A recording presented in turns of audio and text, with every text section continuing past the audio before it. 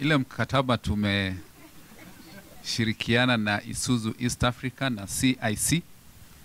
ni ya kusaidia wananchi wote ambao wanafanya biashara kubwa ama ndogo, kwa kuwapatia product ambayo wataweza kulipa kwa muda mrefu kidogo kuliko vile walikuwa wanalipa. Tumepunguza bei ya magari kidogo, ndipo wafanyabiashara wetu waweze kuanza kuchukua, na pia kuna pesa za kusaidia wafanyabiashara pia kuomba kutoka kwa cooperative bank kupitia kwa mtandao wao wa kidijitalia, ambao wanaweza kuchukua hizo pesa, kuomba hizo pesa, huo mkopo, na kuweza kulipa kwa muda.